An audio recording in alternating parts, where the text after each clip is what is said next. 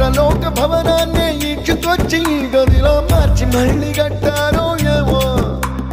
మాయజాలము తెలుసు మంత్రకారడి తెలుసు రెంటి కన్న ఇది ఇంకోటేమో